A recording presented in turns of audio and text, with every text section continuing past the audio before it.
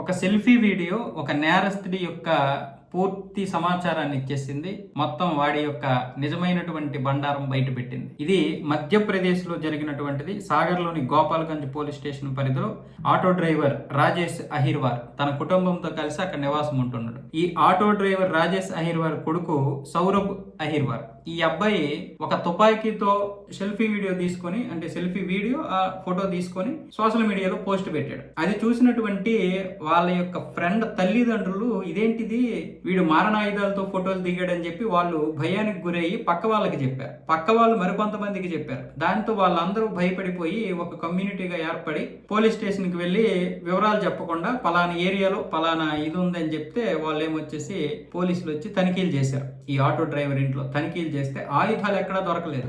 ఆయుధాలు దొరకపోయేసరికి డబ్బు కట్టలు ఉంటాయి కదా, ఈ డబ్బు కట్టలన్నీ మూటలకు కనబడ్డాయి. దాంతో వెంటనే వాళ్ళు ఏమొచ్చేసి ఈ ఏసీబీ అధికారులకు ఫోన్ చేస్తే వాళ్ళు ఏమొచ్చేసి ఇవి పట్టుకొని వచ్చారు. ఈ లెక్కించేటటువంటి మిషన్లు పట్టుకొని వస్తే 3 గంటల పాటు లెక్కిస్తే 5 కోట్ల రూపాయలు బయటపడ్డాయి. అంటే వాడు ఆటో డ్రైవర్ గా చలామణి అవుతూ దందాలు చేయడం మొదలు పెట్టాడు. ఎంతో మందిని భయపెట్టాడు. ఆ ఆయుధాలు ఏవైతే ఉన్నాయో మారణాయుధాలతో భయపెట్టి ఆ డబ్బు ఆ విధంగా సంపాదించిందిగా ఇప్పుడు ప్రాథమిక విచారణలో పోలీసులు చెప్తున్నారు. ఇప్పుడు మొత్తానికైతే కుటుంబ సభ్యుల్లో ఆ అబ్బాయిని ఈ వ్యక్తిని తీసుకొని వెళ్ళారు. అయితే ఆ అబ్బాయిని ఏమొచ్చేసి మైనర్ అని చెప్పి విడిచిపెట్టారు. ప్రస్తుతానికి కుటుంబాన్ని అయితే అదుపులోనే ఉంచారు. ఆ ఇంటిని కూడా పోలీసులు అదుపులోకి తీసుకున్నారు.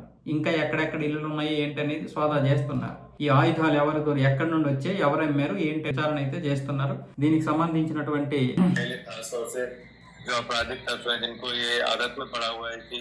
कहीं पे पिस्टल या फिर जो चाकू है उसके साथ फोटो वगैरह डालना, हम सभी की स्क्रीनिंग कर रहे हैं।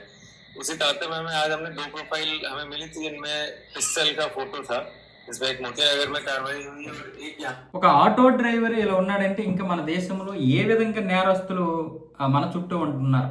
ఉగ్రవాదులు, నేరస్తులు, క్రైమ్ చేసేవాళ్ళు, దొంగలు, చైన్ స్నాచర్స్ మనకు తెలియకుండానే మన చుట్టూనే ఉంటారు.